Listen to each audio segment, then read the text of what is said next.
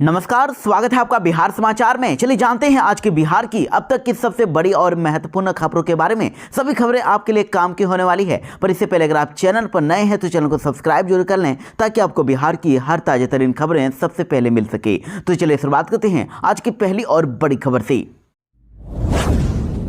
बिहार में शराबबंदी कानून में देखिए हाईकोर्ट ने सुनाया बड़ा फैसला। ब्रेथ एनालाइजर रिपोर्ट पर अब नहीं होगा एफआईआर। बिहार में शराबबंदी कानून लागू है। ऐसे में राज्य के अंदर कहीं भी शराब का सेवन करना गैरकानूनी है और इसमें भी सबसे अहम बात यह है कि यदि कोई भी शख्स इस कानून के बाद भी शराब सेवन करता है और उसके जांच के लिए ब्रेथ एनालाइजर का उपयोग किया जाता है तो अब इसको लेकर पटना हाईकोर्ट ने अहम फैसला सुना दिया है। पटना हाईकोर्ट ने अपने एक महत्वपूर्ण फैसले में यह तय किया है कि शराबबंदी कानून के तहत केवल ब्रेथ एनालाइजर रिपोर्ट के आधार पर दर्ज हुई प्राथमिकी यानी एफआईआर बिल्कुल अवैध है, इसे नहीं माना जाएगा। कोर्ट ने कहा है कि ब्रेथ एनालाइजर मशीन की रिपोर्ट किसी व्यक्ति की मद्यपान करने का कोई ठोस प्रमाण नहीं देता है, इसलिए केवल सांस की दुर्गंध जांच का दर्ज हुई प्राथमिकी शराबबंदी कानून में अमान्य होगी। बिहार बीपीएससी 17वीं री एग्जाम की मांग को मुख्यमंत्री ने मान लिया है। खान सर ने खुद दावा किया है कि मुख्यमंत्री को जानकारी मिल गई है और अब री एग्जाम होकर रहेगा। बीपीएससी की 17वीं प्रारंभिक परीक्षा को रद्द करने और दोबारा आयोजन करने की मांग को लेकर अभ्यर्थी लगातार प्रदर्शन कर रहे हैं और इस आंदोलन को लेकर 64 दिन हो गए हैं। तो देखिए खान सर और गुरु रहमान ने एकजुट होने से अब एक बार फिर से मजबूती से अब छात्र भी अब उठकर खड़ा हो गया है और लगातार प्रदर्शन कर रहे हैं। छात्र छात्राओं ने री एग्जाम की डिमांड कर दी है और खान सर ने तो यहां तक दावा कर दिया है कि मुख्यमंत्री नीतीश कुमार को री एग्जाम की बात पता चल गई है और खुद मुख्यमंत्री ने दीपक सर यानी कि मुख्यमंत्री नीतीश कुमार के प्रधान सचिव को कह दिया है कि इन लोगों की जो मांग है उसे पूरा किया जाए। इसके साथ ही देखिए खान सर ने यह भी कहा कि अब तो इतने सबूत आ गए हैं कि सीसीटीवी मिटा भी दिया जाता है तो परीक्षा कैंसिल करवाने के लिए पर्याप्त साक्ष्य हैं। अगर इसके बाद भी परीक्षा कैंसिल नहीं होता है तो आने वाले विधानसभा चुनाव में सरकार के मंत्रियों के यहां पर अभ्यर्थी जाएंगे और बताएंगे कि आप युवाओं के लिए क्या कहते थे और टूटे हुए पुल पुलिया को दिखाकर वोट भी खराब करेंगे। हर मंत्री विधायक के क्षेत्र में 10-10 बच्चे जाएंगे और खिलाफ में प्रचार करेंगे। 2025 चुनाव में युवाओं की यही डिमांड है कि री एग्जाम हो। बिहार में जमीन के मालिकों के लिए बड़ी खबर है। 15 मार्च तक है लास्ट डेट, जल्दी करें ये काम।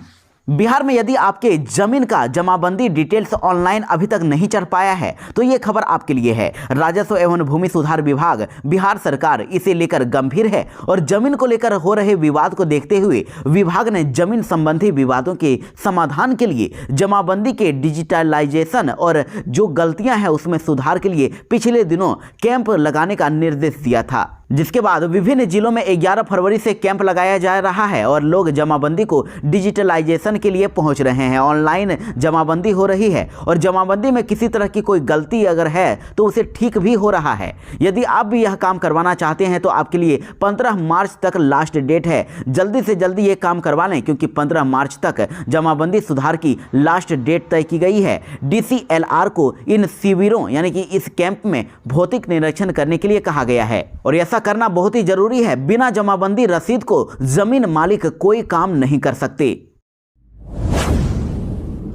बिहार में एनडीए में हुई दरार, आपस में ही भिड़ गए जेडीयू विधायक और चिराग पासवान के सांसद। जी हां, बिहार में होने वाले विधानसभा चुनाव को लेकर एक तरफ जहां पर एनडीए गठबंधन के नेता इन दिनों हर जिले में घूम घूम कर एकजुटता दिखाने की कोशिश कर रहे हैं, वहीं देखिए दूसरी तरफ खगड़िया में बनने वाले मेडिकल कॉलेज का श्रेय लेने के चक्कर में जेडीयू विधायक डॉक्टर संजीव कुमार और खगड़िया के लोजपा रामविलास के सांसद एक दूसरे के खिलाफ जहर उगल रहे हैं। जेडीयू विधायक डॉक्टर संजीव ने लोजपा रामविलास के सांसद राजेश वर्मा को जमकर अपशब्द कह दिए हैं। जेडीयू विधायक ने तो खगड़िया सांसद राजेश वर्मा को गीदड़, चिरकुट और चोर जैसे शब्द कह दिए। विधायक ने कहा कि मेडिकल कॉलेज बनाने के लिए उन्होंने दिन रात मेहनत की, लेकिन ऐसे लोग जिनका अभी राजनीतिक दूध का दांत भी नहीं टूटा है वैसे लोग वह श्रेय लेने में लग गए हैं और जरूरत पड़ी तो मैं शस्त्र भी उठा लूंगा। वहीं देखिए खगड़िया सांसद राजेश वर्मा ने भी पलटवार किया है। उन्होंने कहा कि रावण का अहंकार चूर हो गया था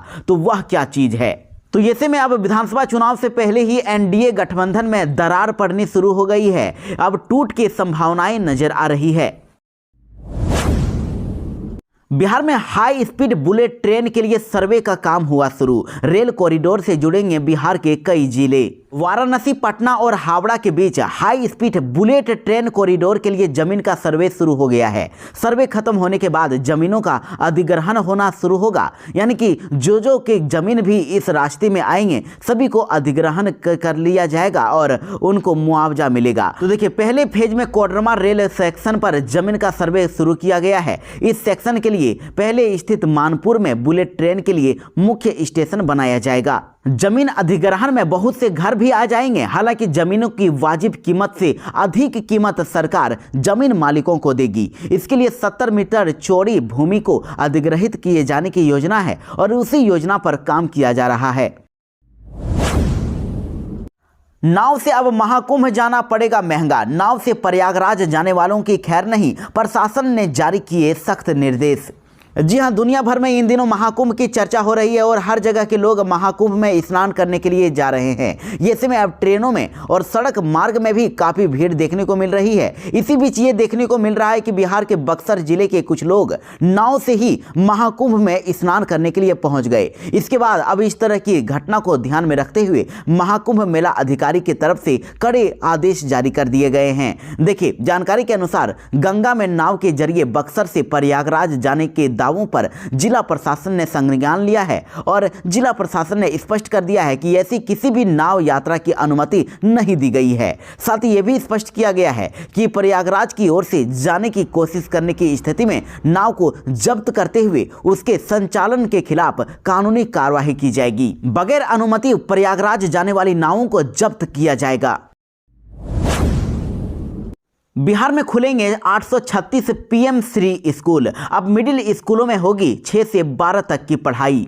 जी हां, बिहार वालों के लिए बड़ी खबर है। बिहार में शिक्षा विभाग ने बिहार के 836 माध्यमिक उच्च माध्यमिक विद्यालयों का चयन अब पीएम श्री यानी कि प्रधानमंत्री स्कूल फॉर राइजिंग इंडिया विद्यालय के तहत कर दिया है। इस विद्यालयों में शैक्षणिक सत्र 2025-26 से अब कक्षा 6 से लेकर 12 तक की पढ़ाई होगी। साथ ही इसे एक ही शैक्षणिक और प्रशासनिक इकाई माना जाएगा। वर्तमान समय में इन स्कूलों में 9वीं से लेकर 12वीं तक की पढ़ाई हो रही है।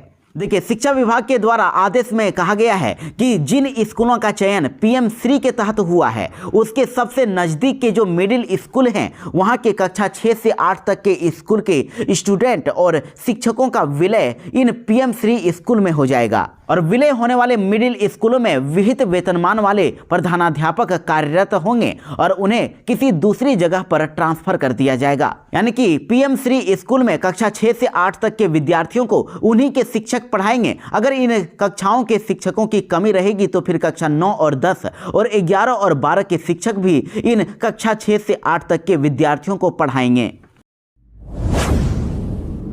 बिहार में असिस्टेंट प्रोफेसर के पद पर होगी बम्पर बहाली। अब इस डेट से चलेगा इंटरव्यू। बिहार विधानसभा चुनाव से पहले बिहार में कई विभागों में नौकरियां निकाली जा रही है और नीतीश कुमार की सरकार की तरफ से हर विभाग में एक से एक बहाली के लिए नोटिफिकेशन भी जारी हो रहे हैं। इसी कड़ी में देखिए, बिहार में असिस्टेंट प्रोफेसर के खाली पड़े हुए पदों पर बड़ी नियुक्ति होने वाली है। इसके लिए 24 फरवरी पर इंटरव्यू होने वाला है। इसमें बिहार के विश्वविद्यालय में सहायक शिक्षकों की बहाली ली जा रही है और बिहार के यूनिवर्सिटी में स्थायी सहायक प्राध्यापक यानी कि असिस्टेंट प्रोफेसर की नियुक्ति की प्रक्रिया 19 फरवरी से शुरू हो रही है।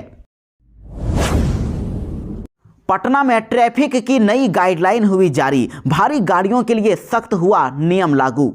जी हां, पटना ट्रैफिक पुलिस ने ओल्ड और न्यू नेशनल हाईवे 139 को लेकर नई गाइडलाइन जारी कर दी है, जिसके तहत बड़े गाड़ियों के परिचालन में कई अहम बदलाव कर दिए गए हैं। यह निर्णय मुख्य सचिव की अध्यक्षता में आयोजित बैठक के बाद लिया गया है। इसके बाद अब ट्रैफिक एसपी अपराजित लोहान ने इस गाइडलाइन की पुष्टि की है।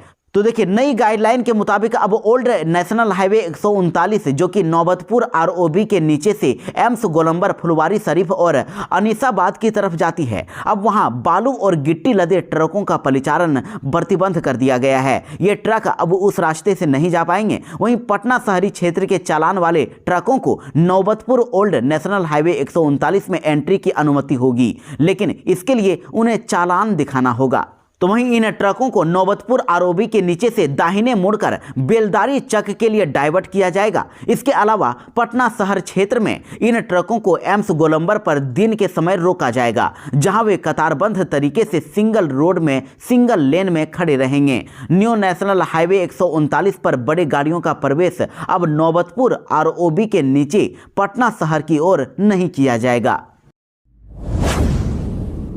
बिहार में शिक्षकों के ट्रांसफर पोस्टिंग पर शिक्षा विभाग ने जारी किया नया आदेश। अब इन शिक्षकों का नहीं होगा तबादला।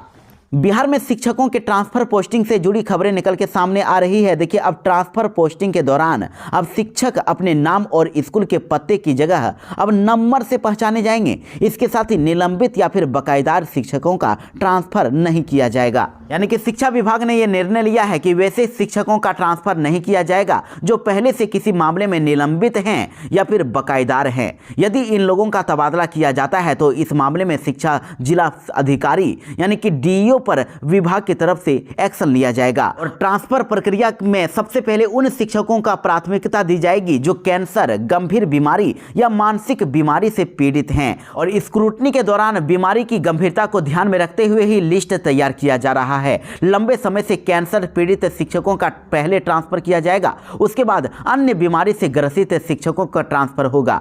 इसके बाद गंभीर बीमारियों और मानसिक रोगों से ग्रसित शिक्षकों का भी ट्रांसफर पोस्टिंग की प्रक्रिया की जाएगी। और अंत में पति पत्नी के एक ही स्थान पर रहने और दूरस्थ स्कूल में काम करने वाले शिक्षकों के ट्रांसफर किए जाएंगे।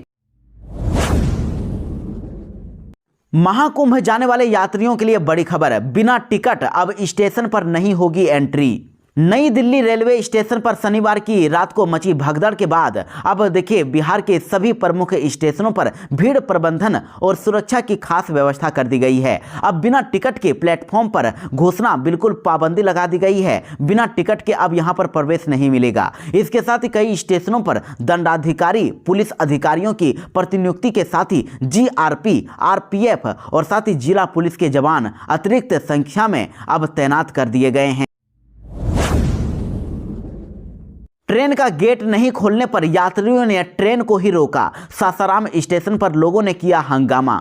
जी हां, रोहतास के सासाराम रेलवे स्टेशन पर देर रात को प्लेटफॉर्म नंबर 2 पर खड़ी एक ट्रेन में रिजर्वेशन टिकट होने के बावजूद भी कई यात्रियों को ट्रेन में नहीं घुसने दिया गया। ट्रेन के दरवाजे ही नहीं खोले गए, तो जिसको लेकर नाराज होकर लोगों ने ट्रेन को रोक दिया। और आपको बता दें कि कुंभ मेले के कारण सासाराम रेलवे स्टेशन पर इन दिनों यात्रियों की काफी भीड़ देखी जा रही है। और इधर यात्रियों ने बताया है कि आरक्षित टिकट यानी रिजर्वेशन टिकट होने के बावजूद ट्रेन के दरवाजे नहीं खोले जा रहे थे। से नाराज होकर ही कुछ यात्री ट्रेन के इंजन के सामने आ गए और ट्रेन को आगे बढ़ने से रोक दिया। उन्होंने कहा कि जब तक रिजर्वेशन वाले यात्रियों को ट्रेन में नहीं बैठाया जाएगा, वे ट्रेन को आगे नहीं जाने देंगे। और अब इस घटना का वीडियो भी वायरल हो रहा है। वैसे आपको बता दें कि आरपीएफ की मदद से विभिन्न कोच के दरवाजे बाद में खोल लिए गए थे और आरक्षित यात्री यानी जिनका रिजर्वेशन, जिनका टिकट था, उनको पहले ट्रेन में बैठाया गया। उसके बाद ही ट्रेन को रवाना किया जा सका। तेजस्वी यादव ने किया बड़ा दावा, कहा लालू यादव को गाली देने वाले ही एक दिन उन्हें देंगे भारत रत्न। विधानसभा चुनाव में विपक्ष के नेता तेजस्वी यादव ने जननायक कर्पूरी ठाकुर की पुण्यतिथि पर आयोजित कार्यक्रम में केंद्र और राज्य सरकार पर जमकर हमला बोला है। सीतामढ़ी जिले के सोनबरसा में एक सभा को संबोधित करते हुए तेजस्वी यादव ने कहा कि जो लोग कभी कर्पूरी ठाकुर के समाजवादी विचारों का विरोध और अपमान करते थे, वो आज उन्हें भारत रत्न से सम्मानित कर रहे हैं। तेजस्वी यादव ने कहा कि यह समाजवाद और कर्पूरी ठाकुर की विचारधारा की ताकत है कि जो लोग कभी उन्हें गाली देते थे वो आज उन्हें भारत रत्न देकर अपनी छवि सुधारने की कोशिश कर रहे हैं। इसके साथ ही तेजस्वी यादव ने अपने पिता और राष्ट्रीय जनता दल के प्रमुख लालू प्रसाद यादव को भी भारत रत्न का दावेदार बताया और कहा कि उन्होंने भी सामाजिक न्याय की दिशा में ऐतिहासिक काम किया है। और जिस तरह आज कर्पूरी ठाकुर को भारत रत्न दिया गया है, उसी तरह आने वाले समय में लोग लालू यादव को भी भारत रत्न देने की बात करेंगे। जो लोग आज लालू यादव को गाली दे रहे हैं, उन्हें भविष्य में उन्हें भारत रत्न देना होगा। लालू यादव को भारत रत्न दिए जाने के तेजस्वी यादव के बयान पर ललन सिंह ने किया पलटवार। कहा, बिहार को बर्बाद करने के लिए लालू यादव को मिले भारत रत्न।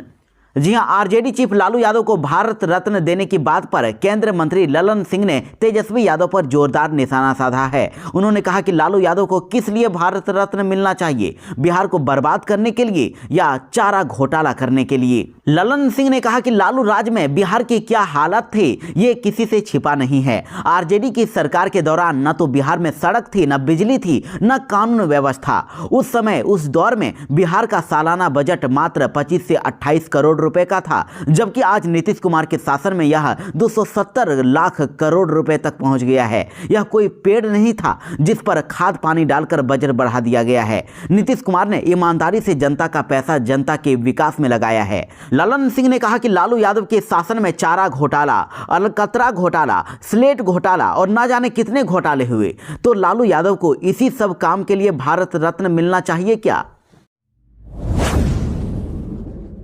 मुख्यमंत्री नीतीश कुमार ने कैमूर में किए बड़े ऐलान। अब कहा कि इस शहर में भी बनेगा नया बाईपास। मुख्यमंत्री नीतीश कुमार ने प्रगति यात्रा के दौरान कैमूर जिले के लिए करोड़ों की योजनाओं की सौगात दी है। मुख्यमंत्री ने कहा कि कैमूर जिले में सब तरह के काम करा दिए हैं, कुछ नए काम और कराए जाएंगे। उन्होंने जिन योजनाओं की घोषणा की है उनमें मोहनिया में बाईपास का निर्माण किया जाएगा। इसके लोगों को आवागमन में काफ़ी सुविधा होगी। साथ ही अधौरा प्रखंड में डिग्री कॉलेज का निर्माण कराना शामिल है। इससे अधौरा पहाड़ी क्षेत्र में रहने वाले छात्र छात्राओं को लाभ होगा। साथ ही सोन नदी कोहिरा नदी लिंक परियोजना का विकास किया जाएगा। इससे बड़े क्षेत्र में सिंचाई की सुविधा उपलब्ध होगी। तो वहीं अधौरा पहाड़ स्थित पर्यटन स्थल सुविधाओं का विस्तार किया जाएगा। इसके साथ ही कैमूर जिले में प्रेक्षागृह का निर्माण किया जाएगा। अधौरा प्रखंड में अवस्थित गांव में सोन नदी से पेयजल की आपूर्ति की जाएगी और कैमूर में स्पोर्ट्स कॉम्प्लेक्स का निर्माण कराया जाएगा। वहीं मुख्यमंत्री ने कहा कि हमने जो पहले बताया था कि कैमूर में मेडिकल कॉलेज और अस्पताल का निर्माण कराया जाएगा, इसके लिए बहुत ही जल्द कार्रवाई की जाएगी। बिहार में भर भराकर गिर गई सरकारी स्कूल की छत, हादसे में 5 बच्चे हुए घायल। बिहार के सीतामढ़ी में एक सरकारी स्कूल की छत अचानक गिर गई। हादसे के वक्त क्लासरूम में बच्चे पढ़ाई कर रहे थे। इस घटना में 5 बच्चे घायल हो गए हैं और डीएम ने अब दोषियों के खिलाफ केस दर्ज करने का आदेश दे दिया है और घायल बच्चों को आनन फानन में इलाज के लिए अस्पताल में भर्ती कराया गया है। दरअसल आपको बता दें कि यह घटना सुप्पी प्रखंड के मनियारी पंचायत में स्थित खरहिया प्राथमिक विद्यालय की है। बताया जा रहा है कि 15 दिन पहले ही ठेकेदार ने छत का प्लास्टर करवाया था, लेकिन घटिया काम होने की वजह से स्कूल के पहली कक्षा का छत ही गिर गया। तो अब सीतामढ़ी डीएम रिची पांडे ने जेई तथा ठेकेदार के खिलाफ केस दर्ज करने का आदेश जारी कर दिया है और वहीं स्कूल के प्रधान शिक्षक पर भी केस दर्ज करने का आदेश दिया गया है। जिला प्रशासन की टीम पूरे मामले की छानबीन कर रही है। पटना जू में आया नया मेहमान, मादा भेड़िए ने 12 बच्चों को दिया जन्म। जी हां, पटना के संजय गांधी जैविक उद्यान यानी कि पटना जू में 4 मादा भेड़ियों ने कुल 12 बच्चों को जन्म दिया है। सभी बच्चे स्वस्थ बताए जा रहे हैं और इन 12 बच्चों के जन्म के बाद अब पटना जू में भेड़ियों की संख्या 20 हो गई है और यहाँ ऐसा पहली बार हुआ है कि समय पर इतनी बड़ी संख्या में वन्य जीव ने बच्चों को जन्म दिया है।